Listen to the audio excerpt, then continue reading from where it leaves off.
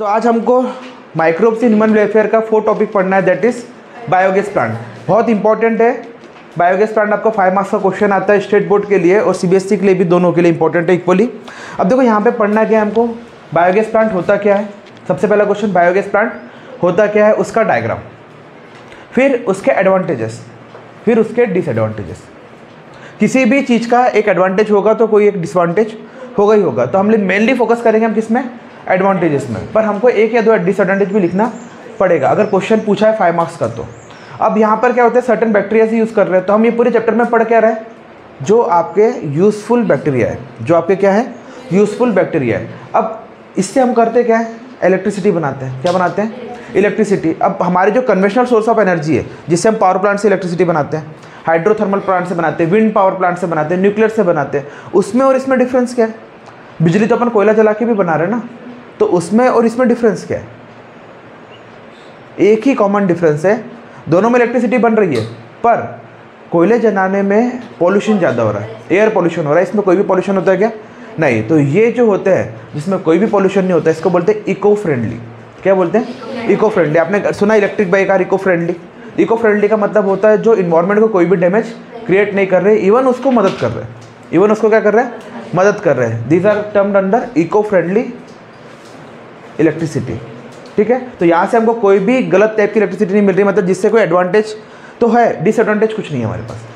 ठीक है, अगर मैं बात करूँ हाइड्रोथर्मल में, तो हाइड्रोथर्मल में डिसएडवांटेज क्या है, वो भी तो प्योरेस्ट फॉर्म ऑफ इलेक्ट्रिसिटी है, पर उसका भी एक डिसएडवांटेज क्या है, पानी को बहुत सारा रोक के रखते हैं। इनकेस अगर डैम ओवरफ्लो हो गया तो वहाँ पे चांसेस है फ्लड आने के, पूरे का पूरा गाँव बह सकता है। और ज़्यादा पानी को जहाँ रोक के रखते हैं तो वहाँ पे अर्थक्वेक आने के चांसेस है। वहाँ पर क्या होते हैं, अर्थक्वेक आने के चांसेस है। चाइना में सबसे बड़ा डैम बना है, पता है आपको, बहुत बड़ा डैम बना है, उससे अर्थ की स्पीड थोड़ी सी कम हो गई है, पता है आपको, इतना सारा पानी उसने रोक के रखा है। और जब वो बहेगा तो 2-3 नेपाल भूटान तो गायब ही हो जाएंगे। ठीक है, हमारे इंडिया के भी 1-2 स्टेट चले जाएंगे, इतना ज़्यादा पानी उसने स्टोर करके रखा है। ठीक है, तो अब देखो बायोगैस प्लांट में सबसे पहला वर्ड है बायो। बायो का मतलब क्या होता है, बायो का मतलब क्या होता है, बायो का मतलब होता है लाइफ। बायो का मतलब क्या होता है, लाइफ। गैस आपको पता है, और प्लांट आपको पता है क्या होता है। प्लांट मतलब होता है एक सेटअप। प्लांट का मतलब क्या होता है, एक सेटअप। सेटअप मतलब जहाँ पर आपकी मशीनरी लगी हुई है, जहाँ पर हम वो चीज़ को एक्वायर कर रहे हैं। कौन सी चीज़ को, गैस को। कौन सी, गैस को। अब देखो यहाँ पे बायोगैस प्लांट में जो गैस निकलती है वो कैसे निकलती है, उसको हमको पढ़ना है। हमको पता है कि हमने यहाँ पे जितनी भी चीज़ पढ़ रहे हैं, क्या पढ़ रहे हैं, बैक्टीरिया के बारे में। क्या पढ़ रहे हैं, बैक्टीरिया के बारे में। तो मैंने पिछली क्लास में बताया था कि 2 टाइप के बैक्टीरिया होते हैं, एरोबिक और एनारोबिक। तो जो बैक्टीरिया एरोबिक करते हैं, मतलब in presence of oxygen, aerobic bacteria क्या करते हैं आपके, इन प्रेजेंस ऑफ ऑक्सीजन, जिसमें ऑक्सीजन होता है, वो क्या बनाते हैं, कार्बन डाइऑक्साइड। वो क्या बनाते हैं, कार्बन डाइऑक्साइड, जो अपन ने पढ़ा है किसमें, सीवेज ट्रीटमेंट प्लांट में। किसमें पढ़ा है, सीवेज ट्रीटमेंट प्लांट में। यहाँ पर जो बैक्टीरिया है वो कैसा है, एनारोबिक बैक्टीरिया है। एनारोबिक बैक्टीरिया ऑक्सीजन का यूज़ नहीं करते और यहाँ पे बनता है मीथेन गैस। यहाँ पे क्या बनता है, मीथेन गैस। ये हमको पता है, किसी को डाउट है इसमें। तो यहाँ पर जो बैक्टीरिया अपन ने यूज़ करे वो कैसे हैं, एनारोबिक बैक्टीरिया। कैसे हैं, एनारोबिक।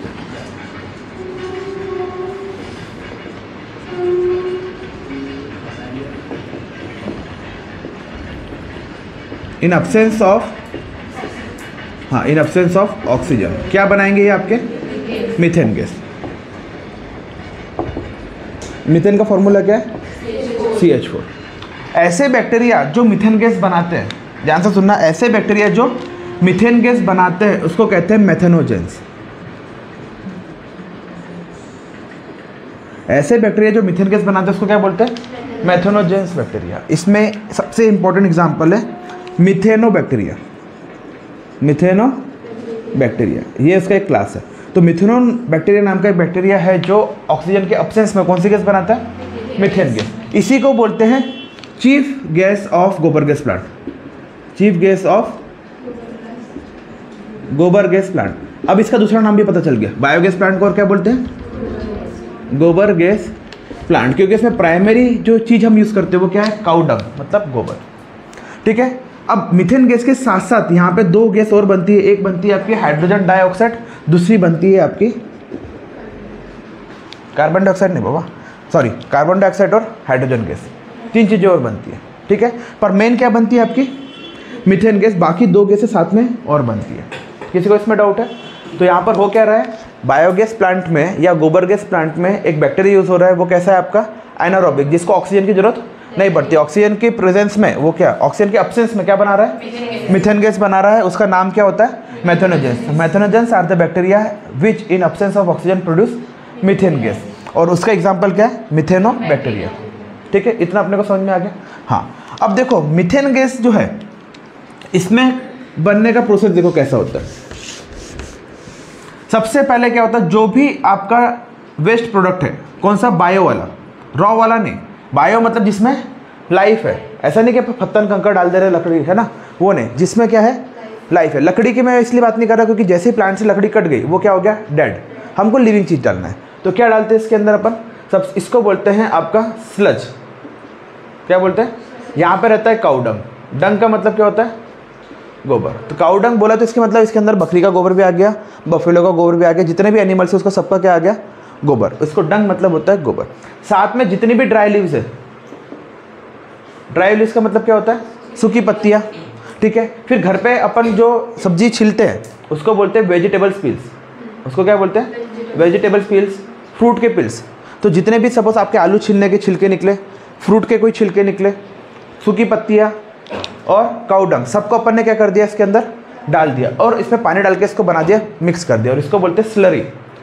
स्लरी का मतलब होता है, आपने देखा कभी गोबर का सूढ़ा डालते हैं, गोबर मिक्स करके पानी में डालते हैं ना गाँव मेरे में, वैसे ही स्लरी, मतलब ऐसा लिक्विड टाइप का अपन ने बना लिया। और यहाँ पर रहता है आपका कंक्रीट का टैंक। यहाँ क्या होता है, कंक्रीट का ऐसा टैंक जो 10 से 15 फीट का रहता है ज़मीन के अंदर में। कितना होता है, 10 से 15 फीट ज़मीन के अंदर होता है कंक्रीट का टैंक।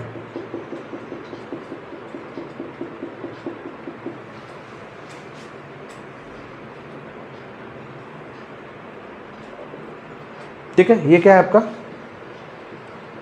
कंक्रीट टैंक, जो होगा 10 to 15 मीटर डीप, मीटर नहीं सॉरी फीट। ठीक है, जमीन के अंदर होगा। कंक्रीट टैंक का मतलब होता है सीमेंट से बना हुआ। कंक्रीट टैंक का मतलब क्या होता है, सीमेंट से बना हुआ। ठीक है, अब इसके अंदर में क्या हो गया, ये जितनी भी चीज़ें आपने डाली है इसको लिक्विड फॉर्म में अपने को कहाँ डालना है, इसके अंदर में, इस टैंक के अंदर में। इसको बोलते हैं इनलेट पाइप। इसको क्या बोलते हैं, इनलेट पाइप। जहाँ से अंदर जा रहा है इसको क्या बोलते हैं, इनलेट पाइप। अब देखो इसके बाद जैसे आपने बना लिया, इसके बाद ऊपर से कवरिंग रहती है। ऊपर से क्या रहती है, कवरिंग। ठीक है, इसको बोलते हैं डोम। इसको क्या बोलते हैं, डोम। डोम मतलब ऐसा गुम्बज, आपने देखा मंदिर में रहता है, वैसा रहता है। ठीक है, इसके बाद यहाँ से एक पाइप बाहर निकलता है। ठीक है, इसको बोलते हैं वॉल। इसको क्या बोलते हैं, वॉल का मतलब होता है जब गैस की जरूरत होगी तब इसको खोल देंगे, जब जरूरत नहीं होगी तब उसको बंद कर देंगे। यहाँ से निकलती है आपकी मीथेन गैस। यहाँ से क्या निकलती है आपकी, मीथेन गैस। ठीक है, तो डाइजेस्टर, इसको बोलते हैं डाइजेस्टर।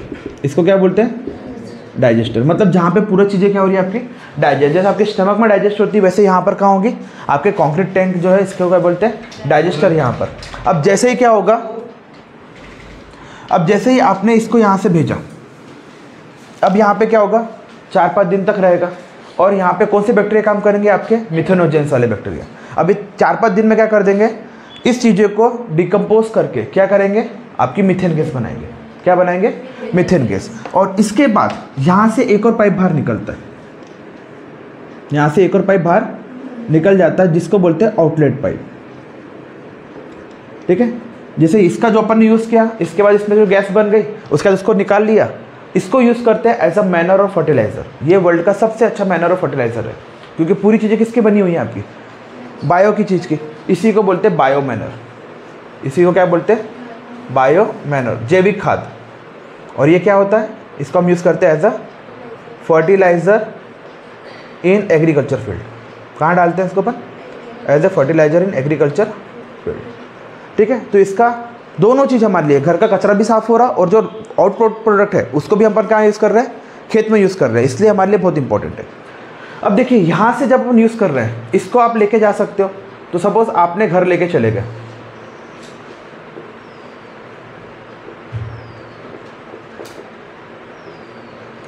तो यहाँ पे आप यूज़ कर लो in form of electricity.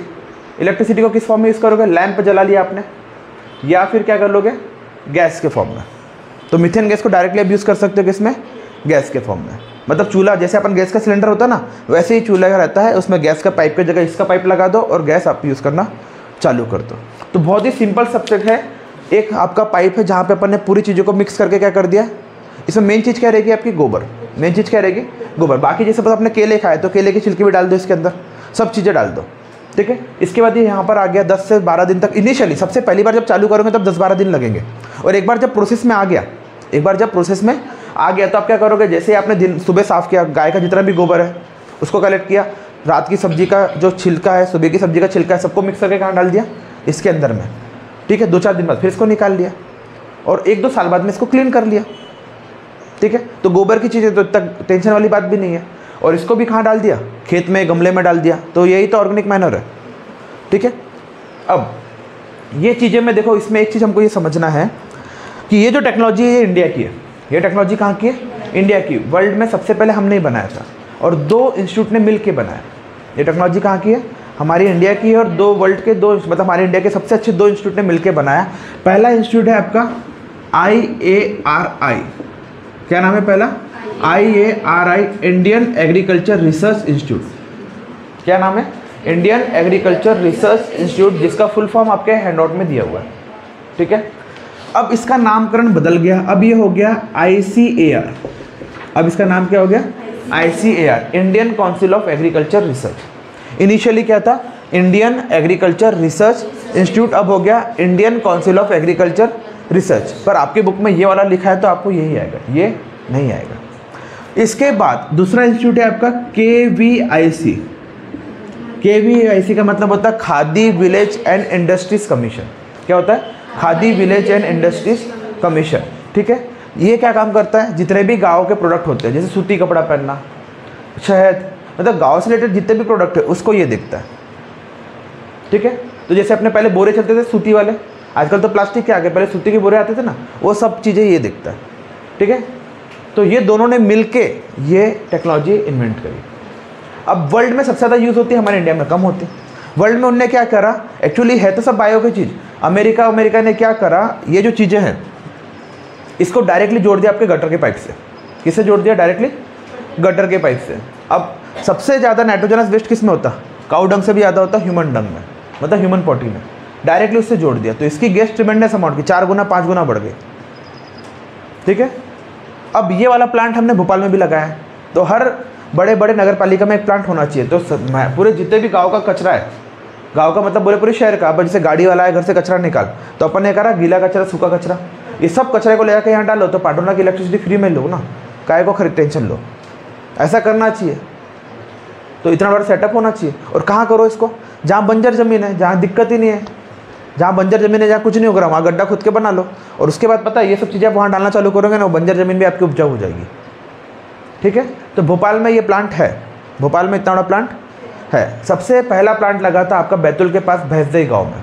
Betul जो अपना है 90 किलोमीटर में, इसके पास एक भैंसदेही गाँव है, वहाँ पे ये प्लांट लगा था। और वहीं पे आपकी वो मूवी बनी थी टॉयलेट एक प्रेम कथा, जो रियल स्टोरी है वो रियल स्टोरी है मुल्ताई की, मतलब यहाँ की, ठीक है, अपने MP की स्टोरी है वो। जो मूवी बनी ना आपकी अक्षय कुमार और भूमि पेडनेकर वाली, वो स्टोरी रियल स्टोरी है, ठीक है। बस उसमें थोड़ा सा फिल्म में थोड़ा सा जजा दिया कि पिक्चर चले गए, फिर कोर्ट केस हो गया, ऐसा थोड़ा सा बड़ा चढ़ा के कर दी है पिक्चर में, पर वो रियल स्टोरी है कहाँ की, अपने बैतूल डिस्ट्रिक्ट की, ठीक है। अब देखो यहाँ पे 2 चीज़ें हमको और सीखनी है। ये जो मीथेन गैस है और ये जो मीथेन गैस है, ये और कहाँ मिलता है, ये तो हमको पता लग गया कि बायोगैस प्लांट में मिलता है। कहाँ मिलता है, बायोगैस प्लांट में। और कहाँ मिलता है, ये नीट का क्वेश्चन है। एक्चुअली ये UPSC में 2017 में क्वेश्चन आ चुका था, उसके बाद 2021 में नीट में पूछा, और 2023 में अब नीट में और पूछेगा। एक्चुअली UPSC में क्वेश्चन पूछ चुका था, अब नीट में भी पूछने लगा क्योंकि सिलेबस है। तो देखो मीथेन गैस मिलने के कहाँ मिल सकते हैं, सोर्सेज क्या है मीथेन गैस के। सबसे पहला सोर्स तो आपका हो गया गोबर गैस प्लांट या बायोगैस प्लांट, ठीक है। तो मैं लिख देता हूँ पहला सोर्स क्या है, बायोगैस प्लांट। अब देखो मैंने एक वर्ड लिखा रूमेन कैटल्स। रूमेन कैटल्स का मतलब होता है वो जानवर जो गौ चबाली करते हैं। गौ चबाली का मतलब होता है एक साथ पूरा खाना खा लेते हैं, एक साथ पूरा खाना खा लिए, जैसे गाय और भैंस, और फिर जब खाली टाइम पे बैठे रहते हैं तो खाना पेट से वापस बाहर निकालते हैं मुंह में, और फिर चबाते रहते हैं, इसको क्या बोलते हैं? गौ चबाली करना, इसको बोलते हैं रूमेनेंट कैटल्स। ठीक है, कौन करता है? गाय और भैंस एक साथ पूरा खाना खा लेंगे, वो फिर बैठ जाएंगे, फिर इसके बाद पेट से खाना क्या करेंगे? मुंह पे बाहर निकाल लेंगे, फिर उसको बैठ कर चबाते रहेंगे। तो आपने देखना गाय को खाली कभी बैठेगी तो पेट चबाती रहती है कुछ ना कुछ। वो चबाती क्या है? जो खाना उसने सुबह खाया होगा उसको पेट से बाहर निकाल के मुंह पे लेके क्या करेगी? चबाएगी। अब इसके स्टमक में ये बैक्टीरिया होते हैं, कौन से? मेथोनोजेंस। स्टमक में रहते हैं कौन से बैक्टीरिया? मेथोनोजेंस। तो खाने में कौन से बैक्टीरिया मिल गए? मेथोनोजेंस। अब वो जैसे ही माउथ में निकाला तो मीथेन का गैस ऑटोमेटिकली क्या होता है? बाहर निकलता है। तो वर्ल्ड में सबसे ज़्यादा मीथेन प्रोडक्शन कहाँ से होता है? ये इंडस्ट्रीज से, जहाँ पे दूध के प्लांट बनते हैं ना, जहाँ पे गाय रहती है, तो सबसे ज़्यादा मीथेन का गैस वहाँ से प्रोडक्शन होता है। लोग आंसर क्या टिक करते हैं? Biogas plant. क्या है आंसर? रूमेनेंट कैटल्स। ये भी क्वेश्चन आ चुका है। ठीक है, अब 2 चीज़ होगी। तीसरी,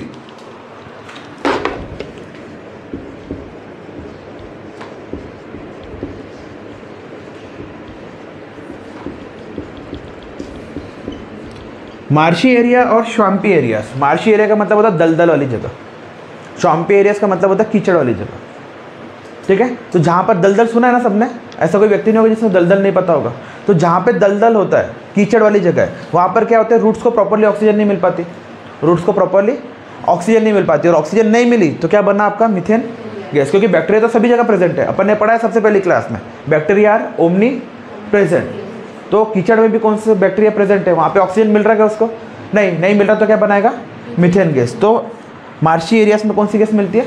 मीथेन गैस। इसी के कारण बायोगैस प्लांट और गोबर गैस प्लांट का तीसरा नाम है मीथेन गैस का मार्शी गैस। तीसरा नाम क्या है? Marshy gas. बायोगैस, गोबर गैस, मार्शी गैस, तीनों नाम एक ही है। क्यों आया? क्योंकि कहाँ मिलती है? मार्शी एरियाज में। चौथा,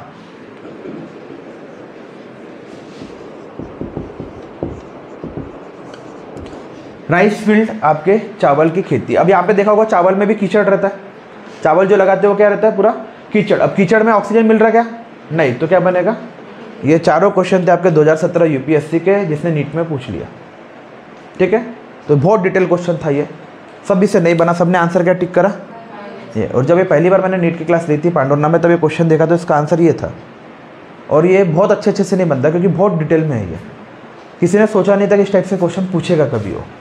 ठीक है, तो जब भी कोई टॉपिक पढ़ो तो पूरा डिटेल में पढ़ो। अब डिटेल में पढ़ने के लिए क्या करना पड़ता? अच्छी किताबें पढ़ना पड़ता। ठीक है, एनसीईआरटी से अच्छी किताबें कोई दूसरी किताब है नहीं। बट ये सब चीज़ें लिखी है, पर आपको पढ़ना पड़ेगा 6वीं से लेकर 12वीं तक पूरी। ये आपको क्या बोल रहा है? जितनी चीज़ें बोल रहा है ना सब, ये रूमेनेंट कैटल्स आपके 12th में लिखा है, ये 12th में लिखा है, ये जो है ये क्लास 7th में लिखा है, ये भी क्लास 7th में लिखा है। ठीक है, और ये जो राइस वाला है ये क्लास 10th की ज्योग्राफी में लिखा है। ऐसा कुछ नहीं कि अलग से कोई भलते कोई किताब आएंगे उसमें सब लिखा है, ऐसा नहीं। 6वीं से लेकर 12वीं तक अगर आपने एनसीईआरटी पूरी पढ़ी है तो सब मिल जाएगा। पर वो ये एक साथ चीज़ें सब क्लॉक करना, तो वो आपका माइंड रहता कि आपने जो चीज़ पढ़ी वो आपको याद रहती है। नहीं, आप लोग का कैसा रहता? पीछे के क्लास का सब भूल गए, अभी तुरंत का सब याद है। अगर मैं आपसे पूछूंगा अभी कैंसर का, तो भूल गए अपन। क्या टेलोमरेस एक्टिविटी है? भूल गए। क्या मेटासिस है? भूल गए अपन। अभी याद है। तो आप लोग को क्या करना पड़ता है? इसके लिए घर पे जाके रिवीजन करना। अगर आप रिवाइज नहीं करोगे तो ऐसे ही होगा, हर क्लास अच्छी लगेगी बायो की। ठीक है, क्योंकि मेरा काम है पढ़ाना और मेरे को इतने टाइम से एक्सपीरियंस है, तो मेरे को पता है क्लास को कैसे इंटरेक्टिव बनाना है। पर आप लोग का काम क्या है कि घर जाके कम से कम उसको वीक में एक बार पढ़ना है। ठीक है, अब इसके बाद इसके एडवांटेजेस क्या है, इसके डिसएडवांटेजेस क्या है, इसके बाद क्या पढ़ना है हमको?